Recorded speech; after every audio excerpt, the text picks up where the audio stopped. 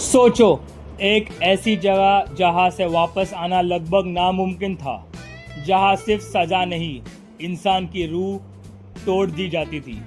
ये है अंडमान के प्लॉट बेल में स्थित सेल्यूलर जेल, जिसे हम सब काला पानी के नाम से जानते हैं। लेकिन सवाल ये है, इस जगह को काला पानी क्यों कहा गया, और आखिर यहाँ ऐसा क्या होता था जो इसे भारत की सबसे खौफनाक जेल माना गया। चलिए चलते हैं वक्त के पन्नों को पलटकर 1857 के बाद के दौर में। 1857 की क्रांति के बाद ब्रिटिश हुकूमत डर चुकी थी।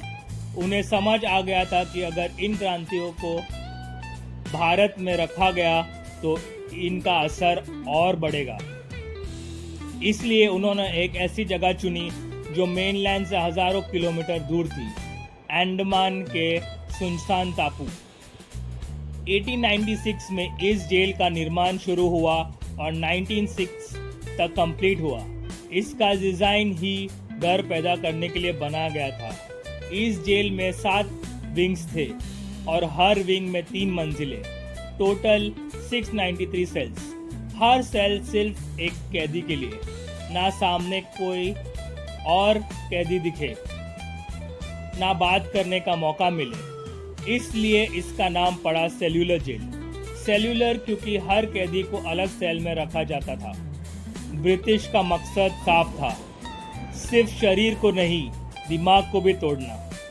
यहाँ पर कैद किए गए हमारे वीर स्वतंत्र सैनी जैसे विनायक दामोदर सावरकर, जिन्हें 1911 में यहाँ भेजा गया था। सावरकर जी को इतनी कठिन सजा दी गई थी कि उन्हें तेल कोयलू चलाना पड़ता था। सोचिए, इंसान को बेल की तरह घुमाकर तेल निकलवाना जाता था। अगर कोटा पूरा नहीं हुआ तो चाबुक से मारा जाता था। सिर्फ सावरकर ही नहीं, यहाँ बटुकेश्वर दत्त और हजारों क्रांतिकारियों ने अत्याचार झेले। कैदी को सुबह से शाम तक काम करना पड़ता था। नारियल को रस्सी बनाना, तेल निकालना या सफाई करना। खाने में मिलता था घटिया चावल, पानी जैसा दाल, और जरा सी गलती पर मिलती थी सजा। सबसे डरावना हिस्सा था फांसी घर।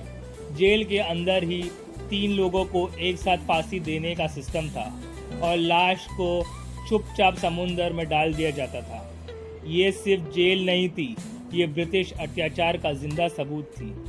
काला पानी नाम इसके लिए भी पड़ा क्योंकि उस वक्त समुंदर पर पार करना धार्मिक रूप से भी अलग माना जाता था। जो भी यहाँ भेजा जाता, समझ लो उसका सामाजिक जीवन खत्म। लेकिन इतने अत्याचारों के बावजूद इन क्रांतिकारियों का हौसला नहीं टूटा। कई लोगों ने भूख हड़ताल में अपनी जान तक दे दी।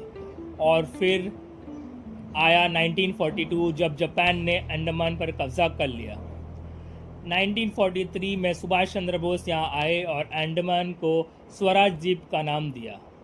ये पहली बार था जब किसी भारतीय नेता ने ब्रिटिश के कब्जे से मुक्त भूमि पर तिरंगा लहराया।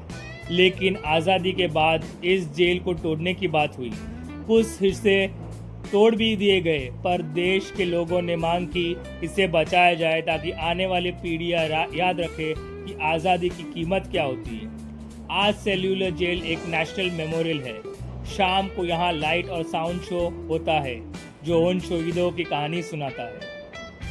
जब आप वहाँ खड़े होते हो और उन अंधेरी सेल्स को देखते हो तो महसूस होता है कि दीवारें आज भी कहानी सुनाती है।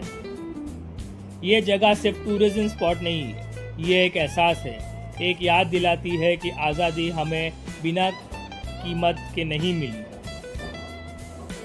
अगर आप कभी अंडमान जाओ तो इस जगह जरूर जाना, सिर्फ फोटो लेने के लिए नहीं, बल्कि सिर झुकाने के लिए।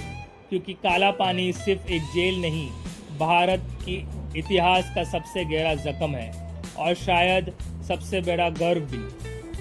ये थी कहानी सेल्यूलर जेल काला पानी की। अगर आपको ऐसे ही हिस्टोरिकल और मिस्टीरियस प्लेस के बारे में जानना पसंद है तो प्लैनेट वंडर्स हिंदी को सब्सक्राइब करना ना भूलें। मिलते हैं अगले एपिसोड में एक और अजीबोगरीब और रोमांचक कहानी के साथ। तब तक के लिए जय हिंद।